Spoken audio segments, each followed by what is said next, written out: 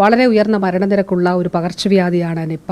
അതുകൂടാതെ ഷിഗല്ല കേസുകൾ, സംസ്ഥാനത്തിൻ്റെ ചരിത്രത്തിൽ തന്നെ ഏറ്റവും അധികം ഷിഗല്ല കേസുകൾ, അത് ഒരു ജില്ലയിൽ മാത്രമല്ല സംസ്ഥാനത്ത് ഏതാണ്ട് എല്ലാ ജില്ലകളിലും ഷിഗല്ല കേസുകൾ അനുദിനം റിപ്പോർട്ട് ചെയ്യപ്പെടുന്ന സാഹചര്യം, അതോടൊപ്പം ഡെങ്കിപ്പനി, എലിപ്പനി തുടങ്ങിയ പകർച്ചവ്യാധികൾ, മറ്റ് പനികൾ ഇതെല്ലാം വ്യാപകമാകുന്ന ഒരു ഘട്ടത്തിലാണുള്ളത്. അതുകൊണ്ടാണ് കഴിഞ്ഞ ദിവസം വളരെ വ്യക്തമായി ഞാൻ ഉൾപ്പെടെ നമ്മൾ പറഞ്ഞത് കേരളം ഒറ്റക്കെട്ടായിട്ട് പകർച്ചവ്യാധിയെ നേരിടണം എന്നുള്ളതാണ്. അപ്പോൾ ഈ സർക്കാർ ആരോഗ്യ വകുപ്പിനെ സംബന്ധിച്ചിട്ടുള്ള വിമർശനങ്ങൾ തീർച്ചയായിട്ടുമുണ്ട്. ഇത്രയും ദിവസങ്ങൾക്കുള്ളിൽ തന്നെ ചില വളരെ കൃത്യമായ വിമർശനങ്ങൾ അതിൽ ഉണ്ട്. പക്ഷേ ഇപ്പോൾ ആ വിമർശനങ്ങൾ ഉന്നയിക്കുന്നില്ല. ഒറ്റക്കെട്ടായിട്ട് നിൽക്കണം എന്നുള്ളതാണ്. കാരണം ഒരു പകർച്ചവ്യാധികളെ പ്രതിരോധിക്കുന്നു, പ്രത്യേകിച്ച് നിപ്പ ഉൾപ്പെടെയുള്ളവയെ.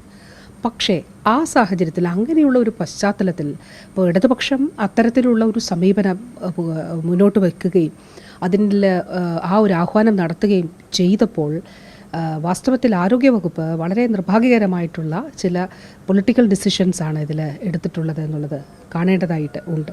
രണ്ട് കാര്യങ്ങൾ നമ്മൾ പ്രത്യേകം ശ്രദ്ധ ചെലുത്തേണ്ടതായിട്ടുണ്ട് നിപ്പയുമായിട്ട് ബന്ധപ്പെട്ട. ഒന്ന്, രോഗിക്ക് കൃത്യമായിട്ടുള്ള ചികിത്സ നൽകുക, ഒന്ന് രോഗവ്യാപനം തടയുക എന്നുള്ളത്. അപ്പോൾ അതിൽ ഈ ആവശ്യമായ മരുന്നുകൾ രോഗിക്ക് എത്തിച്ച് നൽകുന്നില്ല എന്ന വളരെ ഗുരുതരമായിട്ടുള്ളൊരു സാഹചര്യം നിലനിൽക്കുന്നുണ്ട്.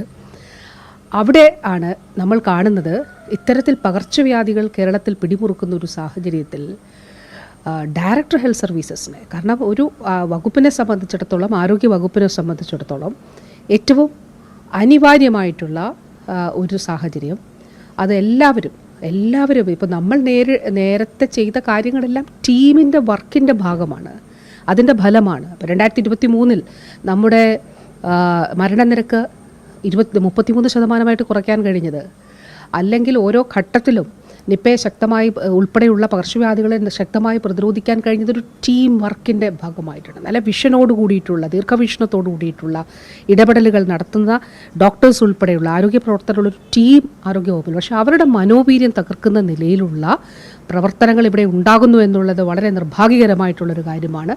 തീർത്തും അനുചിതമായിട്ടുള്ളൊരു നടപടിയാണ്. അതിൽ നമ്മൾ കാണേണ്ടത്, അതിൽ പറഞ്ഞിരിക്കുന്ന കാര്യങ്ങൾ അവാസ്തവമാണ് എന്നുള്ളതാണ്. അത് ഗൗരവതരമാണ്. കാരണം ഇപ്പോൾ തന്നെ ഞാൻ പറഞ്ഞു കേട്ടു, 15 ദിവസം ലീവ് ചോദിച്ചു എന്ന് ഉത്തരവിലുണ്ട്. പക്ഷേ 2.5 ദിവസമാണ് ലീവിന് അപേക്ഷിച്ചത് എന്ന് രേഖസഹിതം ഇപ്പോൾ ഇവിടെ പറയുന്നത് കേട്ടു. ഡയറക്ടർ ഹെൽത്ത് സർവീസസിനെ മാത്രമല്ല, മെഡിക്കൽ കോളേജ് പ്രിൻസിപ്പൽസിനെ ഒക്കെ തന്നെ സ്ഥലം മാറ്റി, ഒരു മാനദണ്ഡങ്ങളില്ലാതെ സീനിയേഴ്സിനെ ഉൾപ്പെടെ സ്ഥലം മാറ്റി. അത് കോടതി സ്റ്റേ ചെയ്തിരിക്കുന്ന സാഹചര്യമുണ്ട്.